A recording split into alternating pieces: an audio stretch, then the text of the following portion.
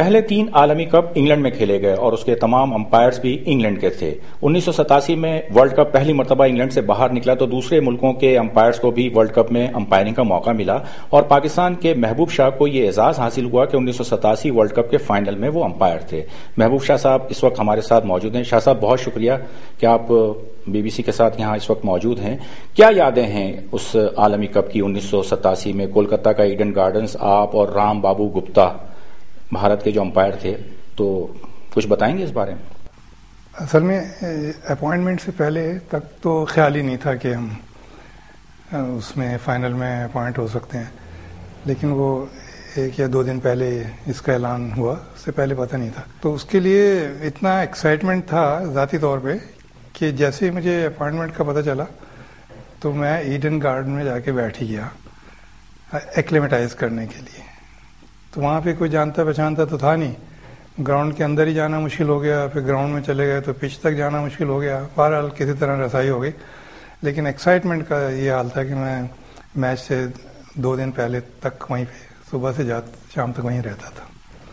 شاہ صاحب کس طرح رہا وہ میچ؟ کیا آپ سمجھتے ہیں، کیونکہ بڑا ایکسائٹنگ فائنل تھا، 7 رن سے آسٹریلیا کی ٹیم جیتی اور پھر کولکتہ کا جو ایڈن گارڈنز ہے اس میں تماشائیوں کی بھی ایک ایسی تعداد کہ امپائرز عام طور پر جو ہے وہ مشکل محسوس کرتے ہیں، اتنا کراؤڈ، ان کا شور۔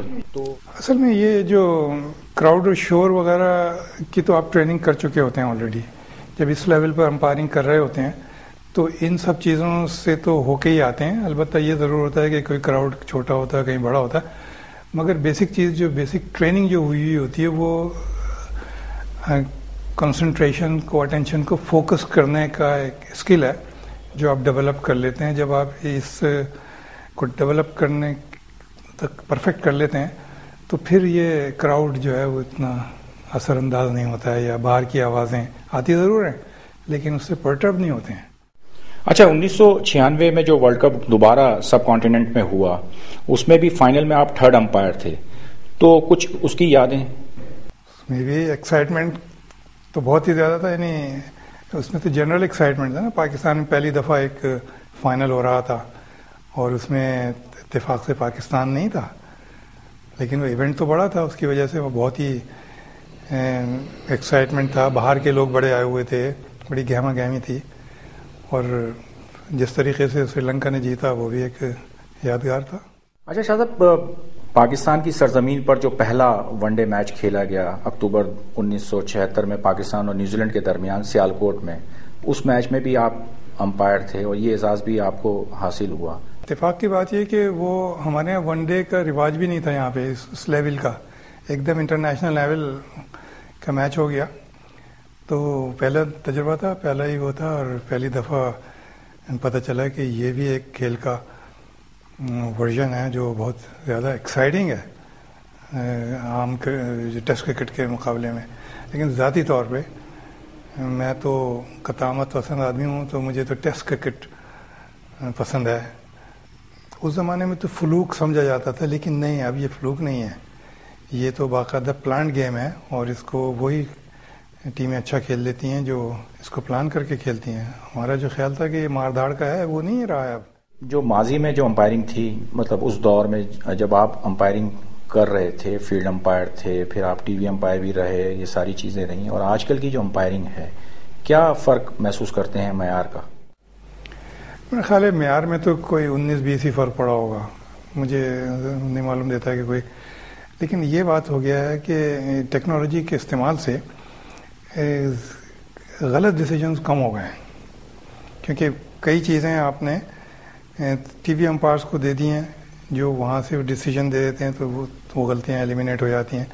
اچھا شاہ صاحب، جب کرکٹ قوانین کی اور امپائرنگ کے جو قوانین ہیں اور ساری رولز ریگولیشن ہیں وہ پیورلی دیکھا جائے تو وہ انگریزی میں ہیں، اس کو آپ نے پھر اردو میں مرتب کیا، تو کچھ اس کے بارے میں بتائیں کہ یہ خیال آپ کو کیسے آیا؟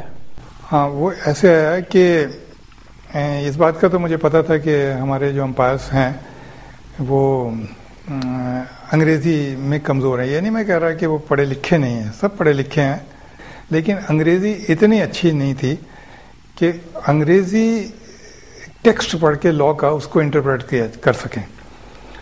اور 1980 کوڈ میں نے پہلے ٹرانسلیٹ کیا، وہ کافی مقبول ہوا جو اس کے بعد میں نے 2000 کا کوڈ کیا، پھر 2003 کا کیا، ابھی میں 2004 کا میں نے کر لیا.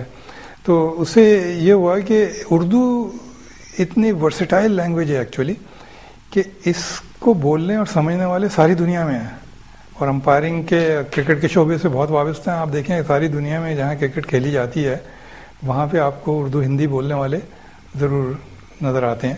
تو امپائرنگ زیادہ تر وہی لوگ کر رہے ہیں دوسرے ملکوں میں جو انڈیا پاکستان سے گئے ہوئے ہیں وہاں پہ، اور وہ ان کے لیے لینگویج کی یہی پرابلم تھی کہ انگریزی پرابلم تھی. تو میں نے یہ ٹرانسلیشن کرنے کے بعد کچھ سہولت پیدا کی ہے اور میرا خیال ہے وہ کافی مقبول ہے.